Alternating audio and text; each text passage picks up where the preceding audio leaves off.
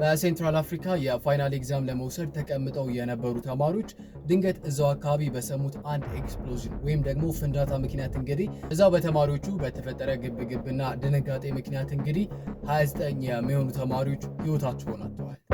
በሚያሳዝን መልኩ ማለት ነው።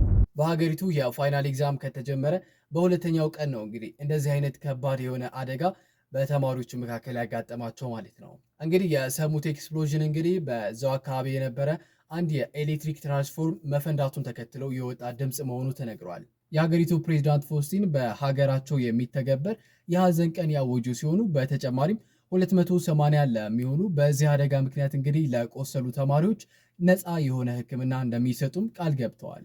ከዚህ የሚያስጠላ አደጋ የተረፈች አንድ ተማሪም ለቢሲ በሰጠችው ቃል እንግዲህ እንደተናገረችው ከሆነ ምን እንደተፈጠረ አላስታውስም። የጂኦግራፊና የሂስትሪ ኤግዛም እየወሰድን በነበረበት በዛ ጊዜ ድንገተኛ የሆነ ጩኸት እንሰማለን። በክፍሉ የነበሩ ተማሪዎችም ይህን ድምፅ በሚሰሙበት ጊዜ እጅግ በጣም ድንጋጤ ውስጥ እንደገቡና ግማሹ በበራፉ ለመውጣት ሲሞክር እንደነበርና ግማሹ ደግሞ በመስኮትና በተለያዩ መንገዶች ራሱን ለማስመለጥ ሲሞክር እንደነበረ አይቻለሁ ብላለች። እንግዲህ በእሷም ሰውነት ላይ ከባድ የሆነ ጉዳት ያጋጠማት ሲሆን ግን ደግሞ ከሞት መትረፏን የተናገረችው።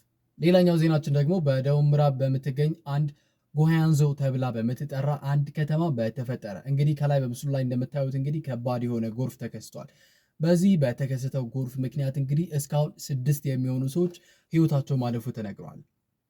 ከዛ በተጨማሪ ደግሞ እጅግ በጣም ብዙ ሰዎች ማለትም እስከ 80 ሺህ የሚሆኑ ሰዎች ከዛ አካባቢ ለጊዜው እንዲነሱ ተደርጓል ማለት ነው። ለማንኛውም እጅግ በጣም ትንሽ እንደሆነ አውቃለሁ። ነገ ግን በደንብ በሰፊው ተመልሰን እንገናኛለን። እስከ ነገ ቸር ሰንብቱ።